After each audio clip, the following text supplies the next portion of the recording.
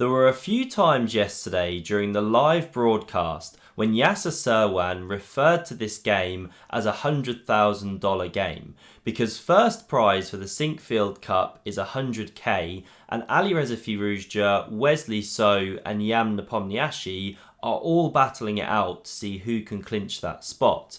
Now Wesley was leading, Alireza chasing, so this was a very big game. Let's see what happened. Alireza had white here and he kicked off with pawn to e4. So e5 from Wesley, we had these moves on the board and we now go in for the Italian game with bishop to c4. Bishop c5 now played, pawn to d3, knight f6 develops, castles now from Alireza and pawn d6 was followed by pawn c3, preparing to push d4 at the right moment in future. Sometimes it also supports a b4 expansion as well. So castles now from Wesley, h3 inserted, h6 gives the king some luft, takes away g5, g4 respectively. And now rook e1 from Alireza, he supports this pawn, again geared up to a well-timed d4. And now a6 played by Wesley. You can also go a5 there, and there's a whole bunch of theory. And I actually want to show you a few moves here from the a5 position because it becomes very relevant in a moment. So if you go a5 immediately, knight b to d2 is the main move, very natural follow-up. Then bishop e6 can come, challenging this strong piece. And now there's tons of theory that goes from bishop b5. So you don't let black exchange, you pressure this one which is connected with pushing d4, and then queen b8 is the main move here. Tons of games from there, over 200. But if you go knight a7 here, trying to catch this bishop, well in this whole variation, white hasn't gone a4 and they can retreat that one with a good game. Now, why am I showing all of these ideas? Well, in the game here, Wesley goes a6, now we had a4 from Alireza, and now he goes a5. Really weird, right? Doing that in two tempos. But Peter Svidler was explaining all of this during the live broadcast. So now that a5, a4 are inserted, well, knight bd2 came from Alireza, bishop e6 from Wesley, and this time you don't have bishop b5 keeping those ones on the board because knight a7 actually catches that bishop. It hasn't got the retreat, not good. This is fine for black. So this is the really subtle stuff in these structures, and it's why the super GMs love these rich positions. So after bishop e6, now Alireza goes pawn to b3. Now you'd never want to capture here. Again, Peter Svidler talked about the power of these pawns now clamping on the d5 break. You've got the half open b file, pressure for white here, nice position. So instead rook e8 was now played, and here Alireza goes a bit wrong. He slips up. So he goes bishop to b2, but it's not such a great move because then Wesley gets d5 straight away. Bishop b5 here is the main move and the best move in the position because it stops d5 effectively. There are a couple of good ways for white to continue, but one is very simple. Chop the knight, pick up on e5 here, advantage to white. So this is one of the problems now with bishop b5. You can't go d5 because of this problem here. And okay, game goes on, white's a bit better. But Alireza goes bishop to b2 instead. Let me just bring this mic closer. Bishop to b2 instead, and now pawn d5 was played by Wesley, immediately striking in the centre. This is the problem with bishop to b2. So now Alireza goes bishop to b5, but this is an inferior version. By the way, if you take here, then black just basically doesn't have any problems. They've solved their opening issues, and there's no problem with the e5 pawn because it's going to be defended by two pieces, say after bishop recaptures. So this is the thing with taking. You're almost making black even a bit better, even more than equal at times. So after this bishop to b5, which was played, Wesley takes on e4, and now the best move here is actually recapturing with the knight. But the problem with this is that Alireza's playing for a win here, and after rook recaptures, bishop d5, say this rook dropped back. I mean, the computer actually wants to chop here as its main move, but say you drop back like this, well now queen f6, and black's just absolutely fine, even a little bit better you could argue. So this was the problem with taking with the knight, very drawish, not ideal. So Alireza goes with the pawn, but now after knight to h5, he said he'd just completely underestimated the power of this move because the dark squares are looking sensitive here. You know, the bishop's left c1, of course, and there's attacking problems now coming around the white king. So Alireza goes knight to c4, not the best move, but he's trying to get counterplay against the e5 pawn, and Wesley calmly goes queen to f6 here. And Alireza now invests a big think trying to figure out how to deal with this black attack. So he takes on c6, the pawn recaptures, and he now picks up this pawn. He'd love to take with this knight, by the way, open up the queen to attack here, but then the problem is the f2 pawn. I mean, this is very strong, taken with the queen. You can also take here and it's mate in 6 or something. You know, that's the big problem.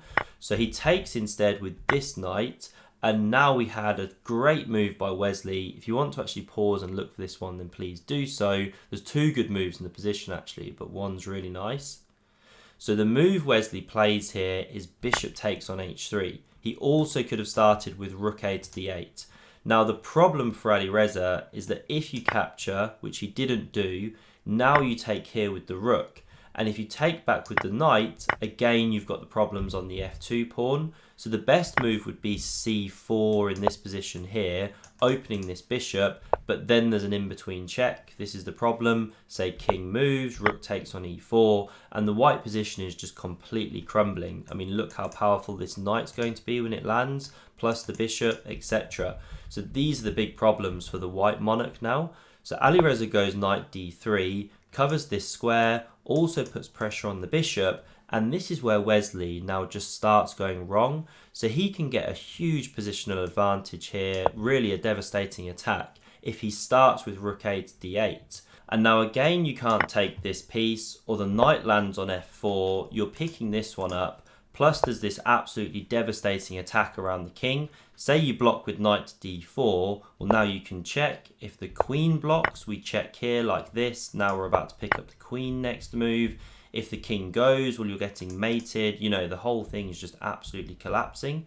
So you still can't take that bishop here.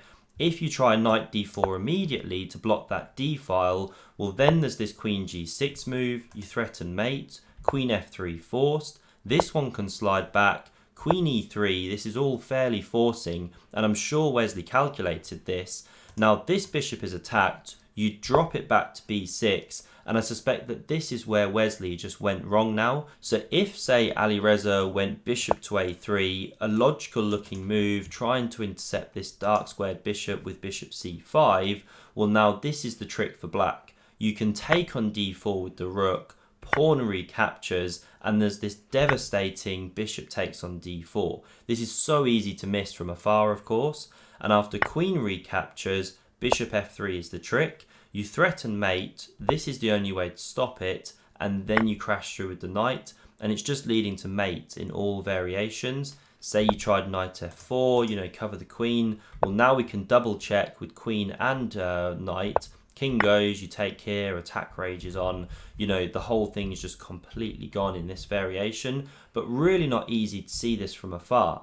And if you don't see this rook takes on d4, bishop takes on d4 stuff, well, you could quite easily end up worse here. If this bishop ever gets locked out, or you take and give white the center, f3 is coming at the right moment to try and consolidate. So this is really tricky.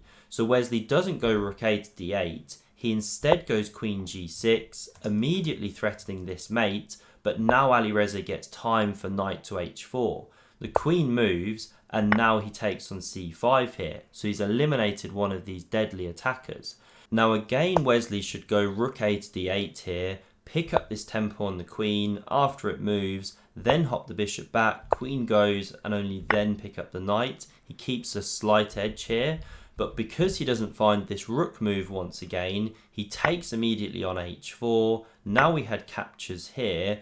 Now he's actually not so much better. It's roughly equal. And after checking on g5, queen g4 to block. Now when Wesley takes pawn c4, well, Alireza is really unraveling now. We can see this bishop is springing to life. The queen's pressuring the knight, pressuring the pawn, and if e5 ever comes at the right moment, you're cutting the queen's defense, and then that piece could be in trouble. Now Wesley goes rook a to b8 here. A more logical looking move was rook to e6, and no doubt Wesley would have looked at this.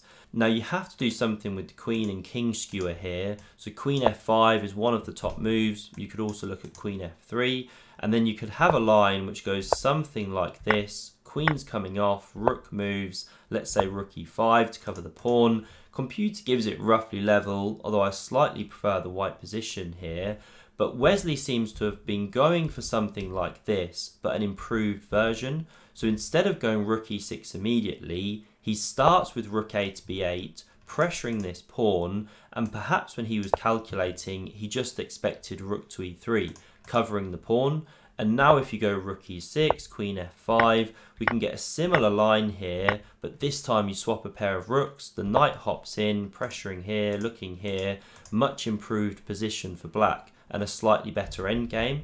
But here Alireza does not go rook to e3, covering this pawn. He plays the excellent pawn to e5. So he's cut communication here, and he's saying to Wesley, go ahead, take on b3, because then I've got this queen d4 move. Now this would have actually been the best way for Wesley to go here. You hit the queen, it picks up another pawn. Now you don't yet have time to take the knight or you lose your bishop, but you can play this move first. Nudge the bishop back, open up the queens, you're still looking at the knight. So this one is forced, pawn recaptures, and actually that knight is just caught in a trap. It's got no squares. So the rook would have to take here, pawn captures, rook captures, but this is the thing. Black's munched a lot of pawns in this variation, so it's got 4 pawns for the piece here, good drawing chances, but white is still a bit better, especially with this a pawn being such a problem for the dark squared bishop, excuse me, and then this a pawn could be running for white. So we didn't have this variation played, but it would have been the best for Wesley. Instead he goes g6 to protect this knight, but this is just absolutely curtains. Again, perhaps he expected the immediate pawn to e6, and then he's got some chances. If you take on b3, we're hitting this bishop, that kind of thing. And if white takes here with check, looks so natural. Well, now after king takes, rook takes, there's this really sneaky in-between move, rook g3 check, using the fact that this pawn is pinned by the queen. You could have a variation like this. Even then, it's a kind of roughly level position. The rook can save itself somehow or be protected. Okay, very, very tricky. But Alireza doesn't go e6 immediately. Wesley had clearly missed this move. He just goes bishop to a3. And that queen has no squares apart from b6 or a7. So it dropped back to b6 here, but now when e6 comes, well, you've got none of those same tactics I was talking about. This is really just horrendous now for black. And now if Wesley takes on b3, well, we crash through, king recaptures. Now when we check from d7, because the bishop is still slicing, the king has to go, you're picking up a rook, you know, absolutely horrendous.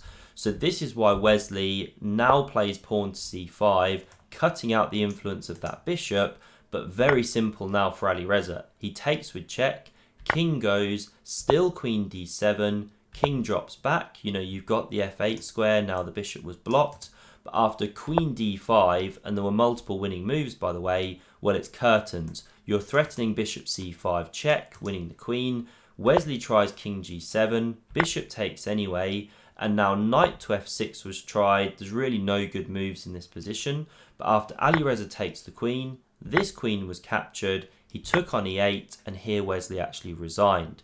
Why did he resign? Well, if you recapture with the rook, now you can swap off minor pieces, still be winning, but instead you could pick up this pawn. Say now the knight moves, the computer gives b6 as the best square. Well, you could drop back with check, king moves, pawn a5, and here already the computer just wants to give a knight for a pawn by playing rook to b8, because these queenside pawns are just so powerful. But say you had something more normal, knight d7, b4, these pawns are just going to be unstoppable basically. 2 pawns ahead, better minor piece. Here this is completely understandable to resign, it's about a +7 advantage.